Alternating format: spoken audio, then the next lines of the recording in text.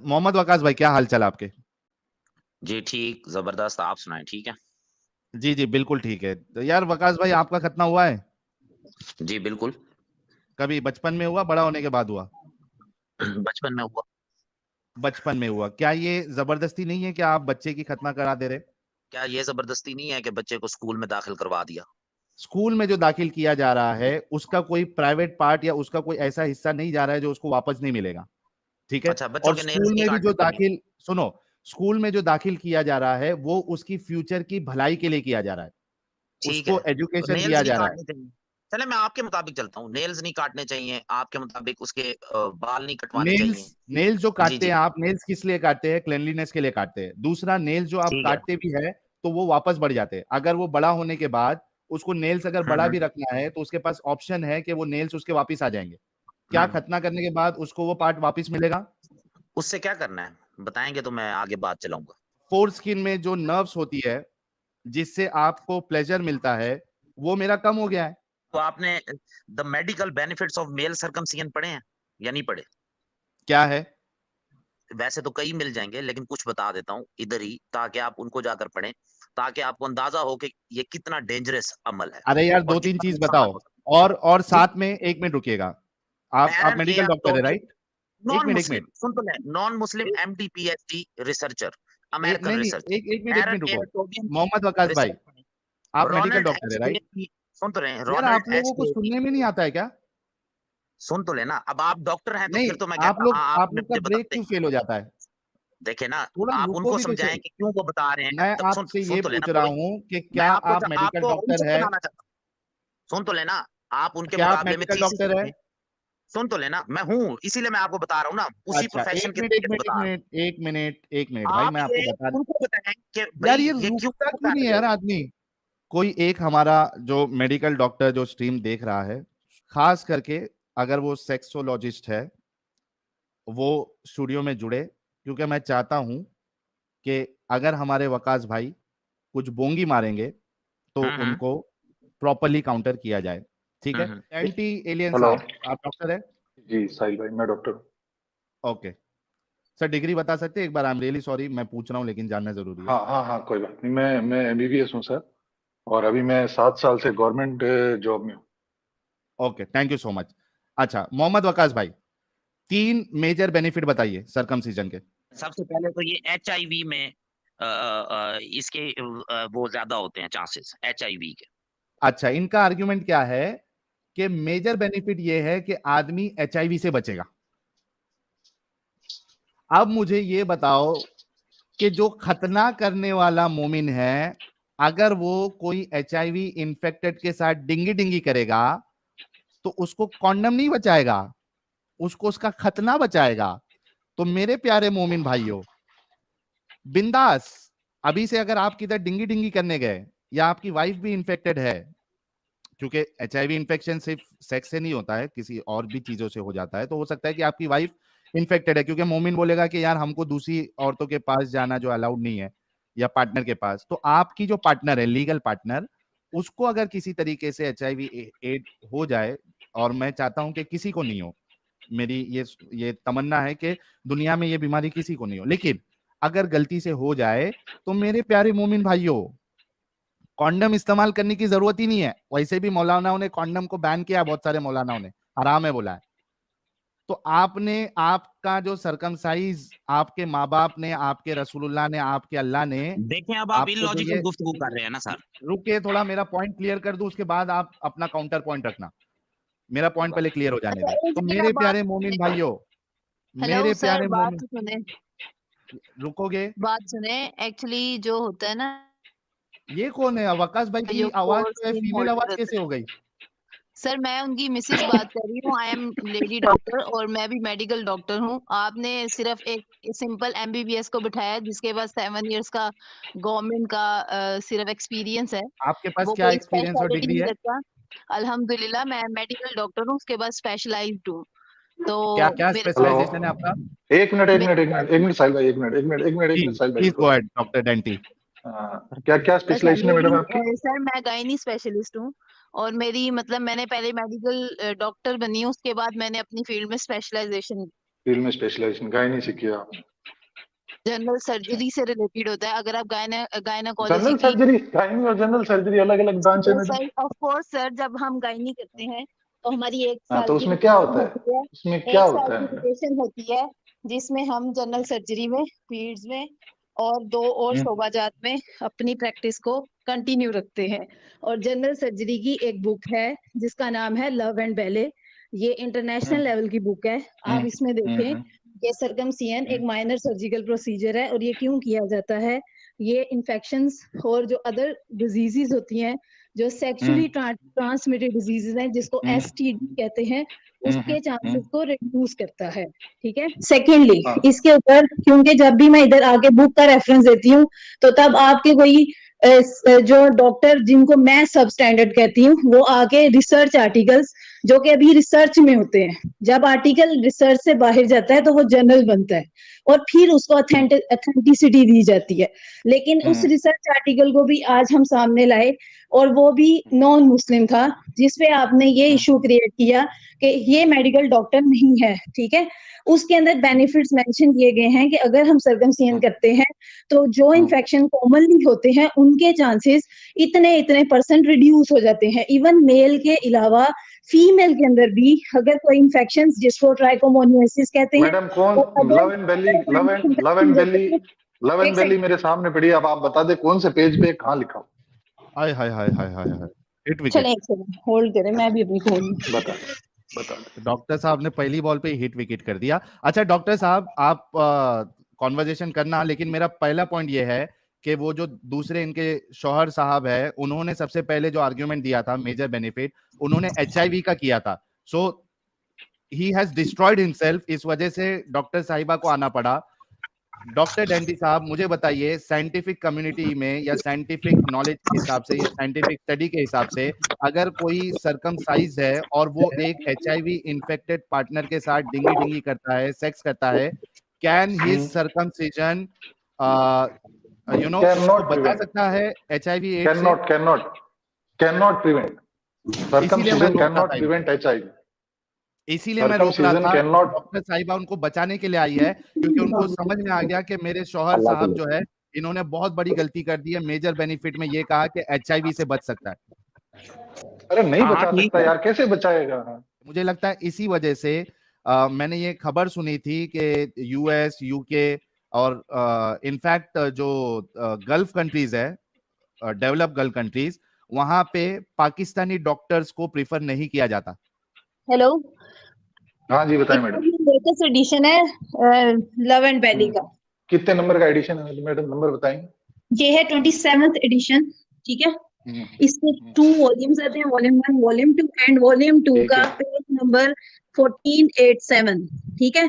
इसमें सर्कमसिजन की हेडिंग है, पिक्चर्स आपके सामने है, और जो पहला पैराग्राफ है ना, इंडिकेशंस, वो मैंने नहीं लिखा ना, अल्लाह ताला ने लिखा। हाँ, बताएं आगे बताएं। तो आप पढ़ लें और आप ही पढ़ के सबको सुनाएं। ठीक है। ये इसमें इन फ्रेंड से शुरू हो रहा है और इसमें 2-3 पैराग्राफ उन्होंने माइनर्स पैराग्राफ लिखे हैं और नीचे आगे उन्होंने टेक्निक स्टार्ट कर दी है। तो आप काइंडली ये खुद पढ़ें और सबको बताएं और हमारे इस्लाम को अच्छा समझें।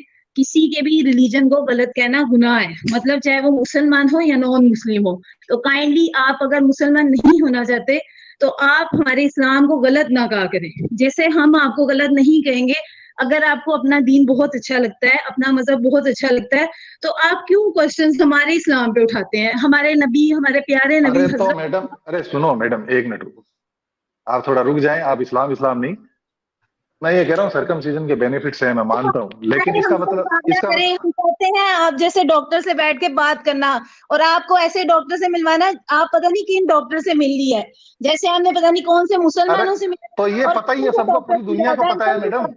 अरे मैडम, ये पूरी दुनिया को पता है कि सर्कमसिजन के बेनिफिट्स है, पर ये बेनिफिट नहीं है कि सर आपने कहा था।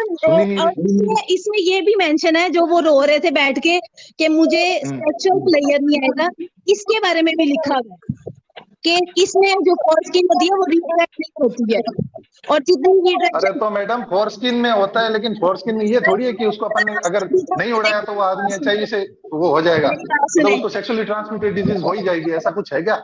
सर या वो प्रिवेंट कर ही देगा मेरी 100%? बात सुने, एक सेकंड। आपने बात की थी बेनिफिट्स की, मैंने आपको एक अरे तो मशीन मैडम बेनिफिट सबको ही पता है, पूरी दुनिया को पता है। आप क्या बता रही है? आप कुछ नया बता रही है क्या? रेफरेंस दिया। अगर आप मेडिकल डॉक्टर है तो आपने मुझसे कोई मेडिकल लैंग्वेज में बात ही नहीं किया, मैं कैसे मान लूं कि आप मेडिकल डॉक्टर है? या आप मोहम्मद वकास खान को मनवा सकते हैं, मेडिकल डॉक्टर है आप एक बुक का रेफरेंस मुझे नहीं दिया जहां पे ये लिखा हो कि हैजर्ड्स हैं सर्कमसिजन के। मुझे बताएं क्या नुकसान है? कभी नहीं लिखा हुआ, कहीं नहीं लिखा हुआ हैजर्ड्स है इसके कुछ। एक चीज पॉजिटिव वे में जा रही होती है, आप उसको कहते हैं कि व्हाई इट इज पॉजिटिव। जब हम बताते हैं ये पॉजिटिव है तो उस पे आप ऐसे मजाक उड़ाने शुरू कर देते हैं। आपको मैं इंटरनेशनल बुक्स के रेफरेंस मजाक उड़ाने की बात नहीं है, आप जो बात कह रहे हैं वो नहीं समझ रही है। जो बात साहिल भाई कह रहे हैं वो नहीं समझना चाह रही। आप ये कह रही है इसके बेनिफिट्स है। आप बेसिकली अमेरिका के भी खिलाफ है, आप उन रिसर्च आर्टिकल्स के खिलाफ है जो अच्छा लिख रहे हैं। हमारा मतलब बहुत अच्छा है। सुनना ही नहीं। डॉक्टर साहिबा, आप लोगों का ब्रेक फेल क्यों है दोनों मियाँ बीवी का? घर पे भी नहीं वो थोड़ा सा इमोशनली हो गई थी, इमोशनली हो गई। इमोशनल यार, डॉक्टर रह के इमोशनल आदमी कैसे हो सकता है इतना, वो भी एक अंधविश्वास चीज को लेके? सबसे पहली बात तो इन्होंने जो एड्स वाली बात की थी या HIV वाली बात की थी वो तो फ्लॉप हो गई है, फेल हो गई है। उनको बचाने के लिए उनकी डॉक्टर साहिबा आ गई, ठीक है। अच्छा, अगर आप ये कहते हैं कि सर्कमसीजन में बेनिफिट्स है, ठीक है, थोड़ी देर के लिए मान लेते हैं कि बेनिफिट्स है, तो वो मेरा चॉइस है कि मैं उस बेनिफिट के लिए जाऊं या नहीं जाऊं। वो चॉइस को आप मेरे ऊपर जबरदस्ती थोप के जो मेरा इरिवर्सिबल आप मेरे स्किन को डैमेज कर दिए हो, निकाल दिए हो, उसको कहां से दे पाओगे? अच्छा साहिल, मैं एक बात करना चाह रहा था। जो पाकिस्तान में और बहुत सी जगहों पे जब सर्कमसाइज करते हैं बच्चों को, तो आपने ये खबरें सुनी होंगी कि बच्चे उससे ब्लड लॉस की वजह से मरे भी हैं। अनट्रेंड जो खतना करने वाले होते हैं वो उससे मर जाते हैं। और दूसरे जो जिस चीज से वो काटते हैं वो अनस्टरलाइज होता है, स्टरलाइज नहीं होता, जो उस तरह इस्तेमाल करते हैं, उससे भी बच्चों में HIV और दूसरी बीमारियां पैदा होती हैं। यहाँ पे बहुत ज्यादा इनकी खबरें आती रहती हैं। आपने इस बात का क्वेश्चन उठाया कि कुछ लोगों की वो नाई की बात हो रही है, मेडिकल एक्सपर्ट की बात नहीं हो रही है। इसको छोड़ दे। अब देखें हमारा पाकिस्तान जो बड़े लोएस्ट रैंक है, जो इंडिया से बहुत पीछे आता है, वो PT APDT INR करवाता है, बच्चे को देखते हैं वो हेल्दी है। थोड़ा रुक जाओ, सेकंड मैं म्यूट करता हूँ। आप थोड़ा सा गलत जा रही है। यहाँ पे जब ये कहा गया है कि ओवर ब्लीडिंग से या ज्यादा ब्लीडिंग से बच्चा मर जाता है, तो वो मेडिकल डॉक्टर की बात नहीं हो रही है। मेडिकल डॉक्टर जो आप जितने टेस्ट बोल रहे हैं वो कराएगा, वो सब चेक करेगा, वो स्टेरिलाइज इंस्ट्रूमेंट्स यूज करेगा। यहाँ पे बात हो रही है जो नाई जो दूसरा आके करता है, वो ये सब टेस्ट करा के करता है क्या? वो आप नहीं सुनना चाहते, वो अपनी बीच में ऐड करना चाहते हैं, आप वेट करें। टेटनस सर, आप बताएं कि टेटनस टॉक्साइड का जो इंजेक्शन है वो फीमेल। अरे यार, ये क्या सवाल कर रहा हूँ, जवाब क्या दे रही है ये मोहतरमा हमारी डॉक्टर साहिबा? आपने खुद ही तो कहा कि स्टेरिलाइज इंस्ट्रूमेंट्स होंगे या नहीं होंगे, उससे टेटनस का खतरा हो सकता है। नाई स्टेरिलाइज इंस्ट्रूमेंट यूज करेगा, नाई ये सब टेस्ट करवाएगा क्या डॉक्टर साहिबा? यार कौन सी मेडिकल कॉलेज से आपने डिग्री ली है? ये आपकी चॉइस है। आप एक जनरल सर्जन से एक OT में करवाते हैं या आप एक नाई की दुकान पे कराते हैं, ये आपके बजट पे करेगा। जनरल सर्जन से कितने करवाते हैं? जनरल सर्जन से कितने करवाते हैं सर्कमसिजन मैडम? ये इस्लाम में कहीं नहीं लिखा कि आपने नाई से कराना है। ये हमारी एजुकेशन लेवल है। जमाने में डॉक्टर था क्या? तो सर उसमें चांसेस जो थे डैमेजिंग के भी ज्यादा थे। आपको पता है कि बेहोशी की दवाइयां नहीं थी 18वीं सदी में, 17वीं सदी में बेहोशी की दवाइयां नहीं होती थी, तो लोग जो थे वो आम इन्फेक्शन से मरते थे, जिसको सेप्सिस कहते थे। इसने तरक्की की और साइंस बातें बताती है वो बाद तो में। अभी भी मोस्टली मैडम अभी भी 90% जो खतने होते हैं, सर्कमसिजन होते हैं, वो लोकली होते हैं। कोई भी सर्जन आपको गुस्सा ही चढ़ा है कि हमारे इस्लाम में हुक्म है सर्कमसिजन कराओ, और वो मेडिकल साइंस मैडम सर्जन के पास जाके कराओ ना, क्या दिक्कत है? आप पूरा सर्जन के पास, वो आप सर्जन से कराओ, आप सर्जन से कराओ, ये आपके अपने ऊपर है। अल्लाह ताला ने आपको हमारे कुरान में PTI INR करा लेगा उसका, वो काजी या जो नाई है वो उसका PTI INR करा के कराएगा। सर आपको क्या पता, आपको मैं बताती हूँ। यहाँ पे लेप्रोटमी, चलो सर्कमसिजन तो इतनी छोटी है, लेप्रोटमी का नाम आपने सुना होगा। डॉक्टर साहिबा हाँ पहले ये जवाब हाँ दीजिए सुनना कि है। आप लोग ब्रेक लगाते हो या नहीं लगाते हो? करते हैं ब्रेक सर, लगा के बात लेप्रोडक्टी आप करोगे? देखें ना क्या होती है, नहीं लगाएगी वो ब्रेक, भी करवाते डॉक्टर हैं, साहिबा वो ब्रेक भी नहीं करवाते हैं, लगाएगी। नर्स भी अरे करवाते हैं, यार वो भी ये कहते हैं बाद में, फिर कहते हैं डॉक्टर साहिबा पहले ये बोलो कि ब्रेक लगा के बात करोगे प्लीज। आप गलत बात करेंगे तो वो कंट्रोल नहीं होगा, उस पे ब्रेक नहीं अच्छा लगेगी। आप तो लॉजिकल फिर बात आपको करेंगे मेडिकल, तो आपको मेडिकल डॉक्टर की इलाज की जरूरत है कि आप ब्रेक नहीं लगा सकते। देखिए मेरी बात सुने, जो रिसर्च होती है वो ये बताती है कि चांसेस ऑफ रिडक्शन किस में ज्यादा है किस में कम है। मैं आपको कॉमन अनदर एग्जांपल देती हूँ। जो लंग कैंसर है वो नॉन स्मोकर्स में भी होता है, लेकिन जो स्मोकिंग करते हैं उनके अंदर जो चांसेस ऑफ लंग कैंसर है वो 10 टाइम्स ज्यादा होता है। ये बुकिश डाटा मैं आपको बता रही हूँ, स्पेशल पैथोलॉजी की किसी पेज पे किसी स्टेटमेंट में वाजिया मेंशन है कि जो So, नॉन स्मोकर पेशेंट है उसके अंदर जो चांसेस ऑफ लंग कैंसर है वो so, कम होता है as compare to smoker. Even so though कि let me आप ask something. Let me ये ask भी something. रखते हो। एक सेकंड सर, एक सेकंड। तो इसलिए जो सर्कमसियन है वो एक सोर्स ऑफ इंफेक्शन बन जाता है। जो प्रीप्यूस उसका स्किन होता है जिसको हम सर्कमसियन के जरिए रिमूव करते हैं, तो हम चांसेस ऑफ इंफेक्शन को रिड्यूस कर रहे होते हैं।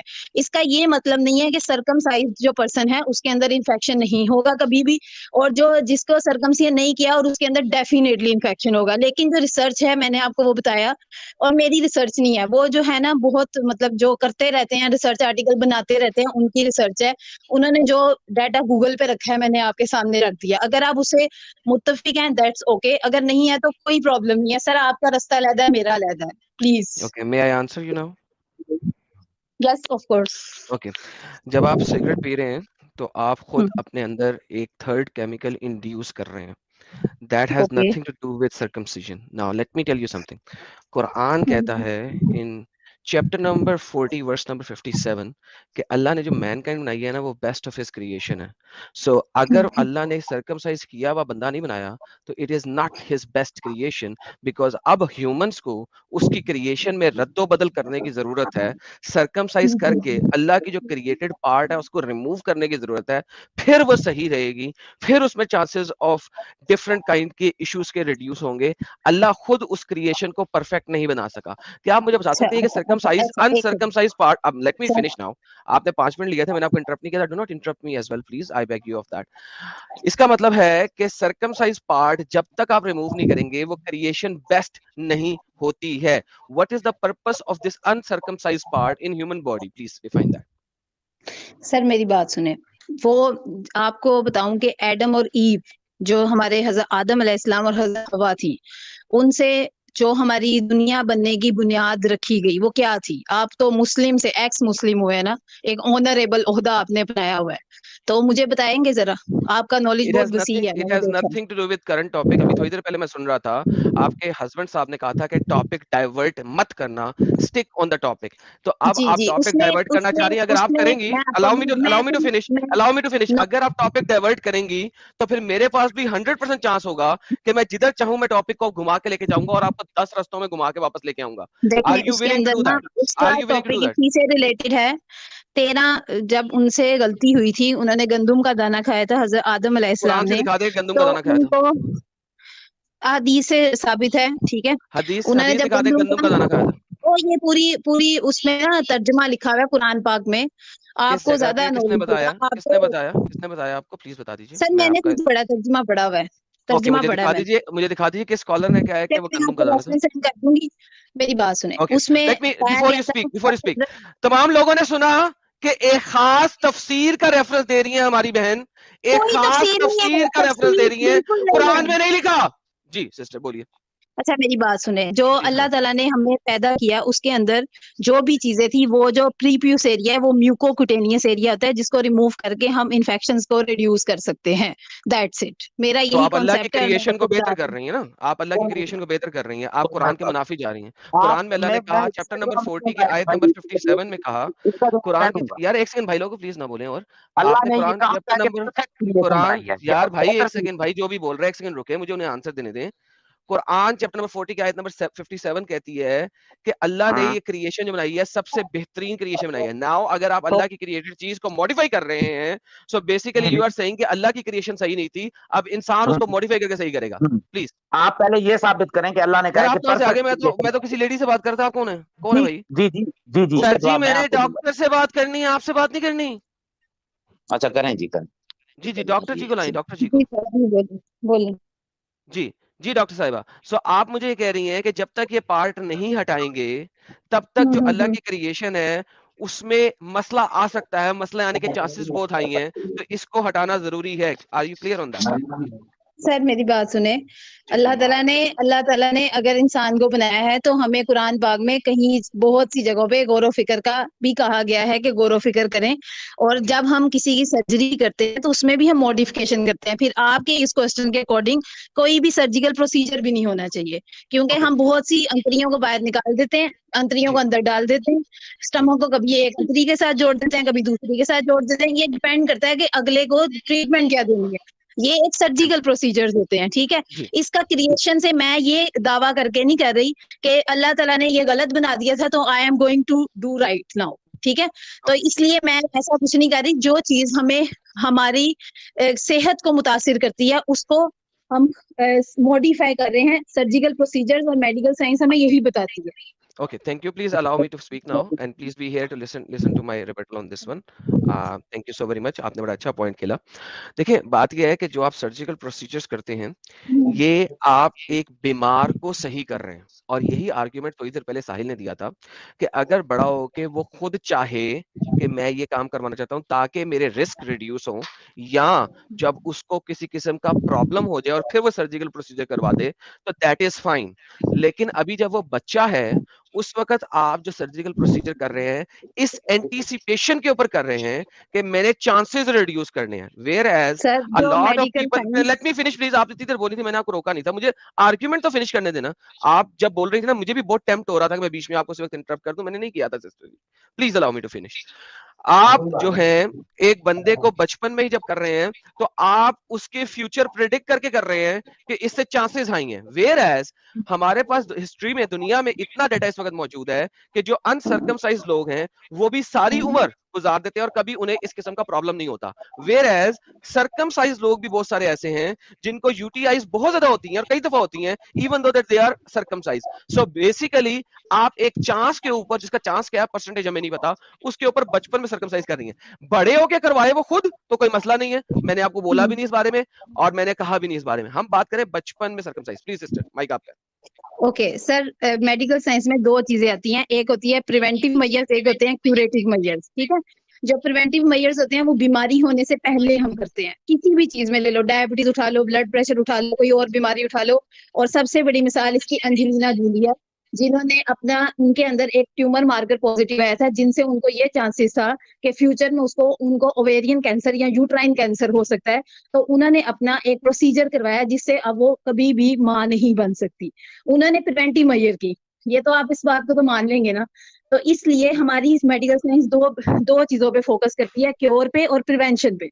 अगर आप बीमार होने से पहले ही अपने आप को बीमारी से बचा सकते हो तो मेरे ख्याल से वो इंसान अक्लमंद होता है।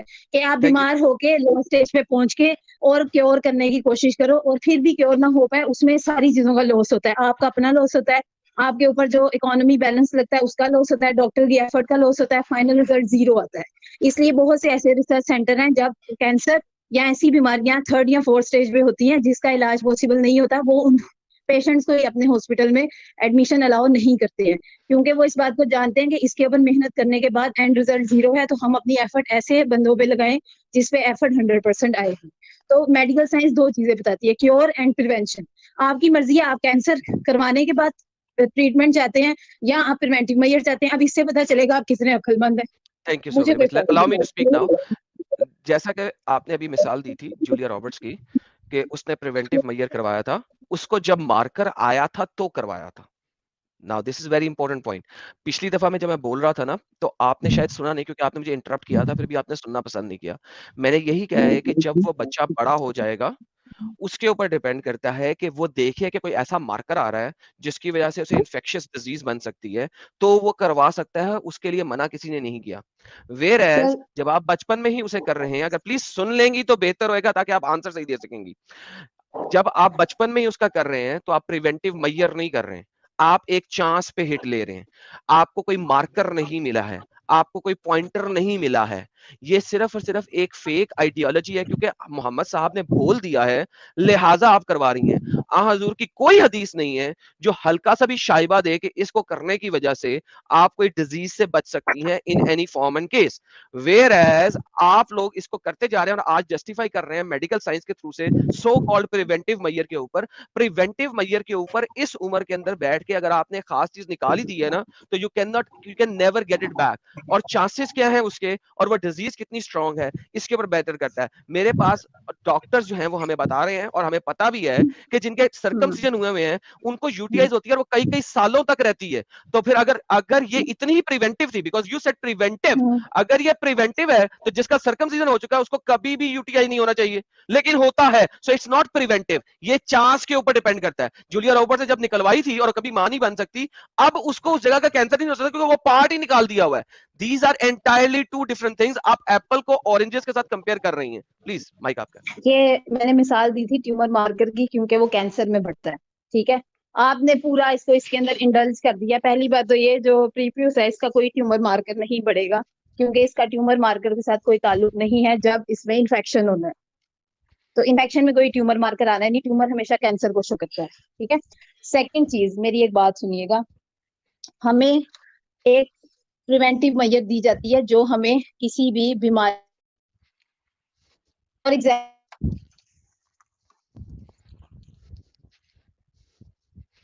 कि हमारी बॉल ऑफ स्टमक को डैमेज नहीं करता।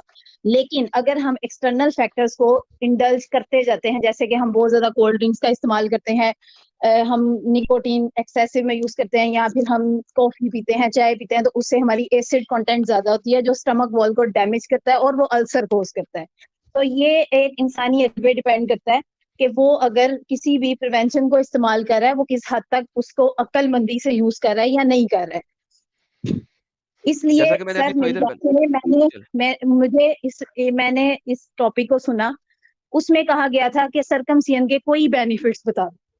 मेरे पास माशाल्लाह से एक किताब थी और एक सर्च आर्टिकल का रेफरेंस था, मैंने सिंपल उसका आंसर कर दिया। आपको वो पसंद आया या नहीं आया इसका मेरा हेडेक नहीं, ठीक है। अगर आपको पसंद ना पसंद की बात किसी की, देखें अब आप पर्सनल अटैक्स कर रही हैं, वो ना करें, ये पर्सनल अटैक कहलाता है। Do not come to the personal attack. यहाँ पे हम पसंद नापसंद की बात नहीं कर रहे। अब जो आपने पीछे सारी बातें बोली हैं उसका मैं आंसर दे दूं। इसका मैं आंसर पहले दे चुका हूं कि आप एक केमिकल अपने अंदर डाल रहे हैं ना, वो एक सेपरेट चीज है, और बचपन से करा देना इज अ सेपरेट चीज। केमिकल अंदर कोई नहीं डाल रहा। स्मोकिंग को आप बार बार लेके आ रही है और बाकी चीजों को बार बार लेके आ रही है। It has nothing to do with circumcision. Now आपके आर्टिकल में ऐसी बोंगी जरूर लिखी होगी, and that is perfectly fine कि किसी आर्टिकल में ऐसी बोंगी लिखी है, मगर आप एक मैच्योर माइंड की मेडिकल डॉक्टर हैं, आप ऐसा क्यों कर सकती हैं? तीसरी बात जो आपने की थी अभी पीछे, उसका मैं जवाब देता हूं। तीसरी बात जो आपने की थी उस बात के अंदर मैं बार बार ये कह चुका हूं, ये प्रिवेंटिव नहीं है, ये प्रिवेंटिव नहीं है, ये चांस के ऊपर प्रिवेंशन है, चांस के ऊपर है। आप इसको किस तरीके से ले सकती हैं एक कैंसर मार्कर को वर्सेस एक चांस के ऊपर के शायद रिड्यूस हो जाएगा, जबकि दूसरे वाले को भी होएगा ही नहीं सारी उम्र में। तो ये बच्चे को बड़े होने के ऊपर होना चाहिए कि 18 साल का हो चुका है, 20-22 साल का हो चुका है, अब उससे पूछा जाए, now he can make his decision whether he wants to live this way और whether he do not want to live this way. ये उसके ऊपर डिपेंड करना चाहिए। ओके सर, देखें आप जाहिर सी बात है मेल है, बिजनेस तो करते होंगे आप। फॉर एग्जांपल एक बिजनेस डील में जाते हैं, एक पार्टनर आपको ऑफर करता है कि सर मेरे साथ आप बिजनेस करें तो आपको मैं 60% बेनिफिट दूंगा और 40% लॉस के चांसेस हैं। मे बी लॉस ना भी हो, प्रॉफिट भी हो सकता है, लेकिन 40% रेशो है। दूसरी तरफ आप एक बिजनेस पार्टनर से डील करते हैं, वो आपको कहता है कि सर 80% आपको कंफर्म बेनिफिट होगा और 20% लॉस के चांसेस हैं। तो आप एज अ इंटेलेक्चुअल पर्सन क्या करेंगे? डिसीजन कौन ले रहा है? Intellectual person. That is exactly what I am saying. 18 साल की उम्र में लड़के के ऊपर डिपेंड करना चाहिए, कराना चाहता है कि नहीं कराना चाहता। बचपन में माँ बाप किस हिसाब से कर रहे हैं? इंटेलेक्चुअल पर्सन के ऊपर डिपेंड करना चाहिए, माँ बाप किस हिसाब से करा रहे हैं? That's my question. 10 दफा हमने यही क्वेश्चन रिपीट किया आपके सामने। सर जो 2 माह का बच्चा है ना, उससे माँ बाप कहीं ज्यादा अक्लमंद है, आप बेफिक्र हो जाए। तो माँ बाप अपनी जिंदगी के ऊपर करे ना। अरे माँ बाप अपनी जिंदगी पे करे ना, उसकी जिंदगी पे क्यों कर रहे हैं? उस माँ पे डिपेंडेंट है जो उसको उसके फीड का जरिया है। क्यों माँ के ऊपर डिपेंडेंट होना चाहिए? माँ के ऊपर डिपेंडेंट होना चाहिए तो मोहम्मद की हदीस बीच में नहीं होनी चाहिए। फिर मेडिकल रीजंस के ऊपर डिपेंड होना चाहिए, मोहम्मद की हदीस बीच में नहीं होनी चाहिए। मेडिकल रीजन होना चाहिए। 2 माह का बच्चा बोल के बताया भाई सर्कमसिजन कर दो। 2 साल का 2 माह का बच्चा बोल के बताया? फेक आर्ग्यूमेंट दे रही हैं आप यहाँ पे, चीखना शुरू हो गई हैं फीमेल्स की तरह। Don't do that, don't do that. जो आर्ग्यूमेंट है वो सुने, उसका जवाब दे। सर आप चीख रहे हैं, मैं तो आर्ग्यूमेंट आपने सुना है उसका जवाब दे, लेफ्ट राइट नहीं जाने की कोशिश करें। If you are tired and you do not have more argument, you can leave. मुझे फॉर एग्जांपल अगर मैं किसी डील में हूँ और मुझे कोई ऑफर देता है, आप सोच समझ सकती हैं, बच्चा सोच समझ नहीं सकता, उसको आपने बिला वजह कटवा दिया। पूछा उससे। सर उसके गार्डियंस, पेरेंट्स भी नहीं, उसके गार्डियन सोच समझ सकते हैं ना। बच्चा तो बड़ा होके सोचेगा और वो जब अच्छा, एक माँ अपने बच्चे को पेट में अबॉर्ट करवा दे तो वो उसकी माँ का डिसीजन नहीं है ना, वो तो सोच समझ सकता ही नहीं है। ये तो गुनाह है। ये किसने क्या गुनाह है? किसने क्या गुनाह है? ये कत्ल है। मेरी बात क्यों? सुने। किसने क्या कत्ल है? देखिए यही बात हो रही है यहाँ पे। सुने, वेट करें। सुने, ये सेम आर्ग्यूमेंट है कि माँ बाप सुने, ये same argument. Can you please wait? ये सेम आर्ग्यूमेंट है जिस तरह आप मूव आउट की थी बिजनेस डील के ऊपर। मैंने आपको आर्ग्यूमेंट दिया बिजनेस डील से हटके बच्चे का माँ के पेट में मार देना, बिकॉज बिजनेस डील जो है वो रिवर्ट हो सकती है, it has to do with money, where circumcise part वापस नहीं आ सकता। आपने एग्जांपल साइड पे हटके दी थी, मैं सेम साइड पे एग्जांपल दे रहा हूँ उसी किस्म की। अगर यार आप एक बच्चे को माँ के पेट, एक माँ को सारा कुछ पता है, वो पेट में ही अपने बच्चे को मरवा देती है। क्यों? उसके पास पैसे नहीं है, इवेंचुअली उसको पता है वो बच्चे को सपोर्ट नहीं कर सकती, तो क्या होगा? वो बच्चा वापस तो नहीं आ सकता। This is the true argument. Business deal is not a true argument. जी दीदी बोलिए। वो माए मरवा रही है, वो गलत कर रही है, चाहे वो मुसलमान है चाहे वो नॉन मुस्लिम है, वो एक इंसान से जीने का हक छीन रही है। कुरान ने बताया है, दैट्स इट। क्योंकि आप लोग मुसलमान हो, कुरान से हटते ही नहीं हो। सर्कमसाइज भी चूंकि मोहम्मद ने बताया है। अल्हम्दुलिल्लाह। कौन सा लिल्लाह? नोबडी नोस दिस लिल्लाह। पैदा हूँ। आपको उसमें फंस गए ना, आप उस डील में फंस गए। आज काश नहीं आपके सामने बैठा हुआ। कौन सी डील में फंस गया? एक सेकंड, कौन सी डील में फंस गया? Which deal? कौन सी डील में फंसा? बताइए। अच्छा ठीक है। जब दीदी का दिल किया तो वो सर्कमसीजन को बिजनेस के साथ कंपेयर कर गई। बिजनेस के साथ, बिजनेस डील में प्रॉफिट भी होता है, लॉस भी होता है, और एक एडल्ट जो है वो डिसीजन ले रहा होता है। जब मैंने उनके आर्ग्यूमेंट को सही करवाया कि बच्चा जिसको के बोल भी नहीं सकता उसका आप सर्कमसाइज करा रहे हैं, तो ये ऐसे ही है जैसे माँ अपने पेट में अपना बच्चा मार दे। मैंने अबॉर्शन कराना है जी। अब वहां पे ये दीदी बोल नहीं सकी। क्यों? क्योंकि ये जो बच्चा मारना है वो कुरान कहता है कि ना मारो, ढेर सारे बच्चे पैदा करो। सो बेसिकली बात यह है कि दिस इज सो डिस्टर्बिंग, क्योंकि कुरान और मोहम्मद ने जो कह दिया उससे हटना नहीं है इन्होंने। जिस हिसाब से अभी खतने के फायदे गिनवाए जा रहे थे, क्या इसी हिसाब से दुनिया की हर बुरी चीज में से भी फायदे निकाले जा सकते हैं या नहीं? सर्कमसिजन मतलब बुरी चीज आप कह रहे हैं कि ना यार, मैं अभी मैं सिर्फ बुरी मैं बोल रहा हूँ। चलो इसमें अच्छा बुरा मैं कुछ नहीं जोड़ रहा। अभी मैं कोई बुरी चीज बोल रहा हूँ। कोई बुरी चीज सोचिए अपने दिमाग में, अगर इसी तरह जबरदस्ती के फायदे ढूंढे जाएं तो निकाले जा सकते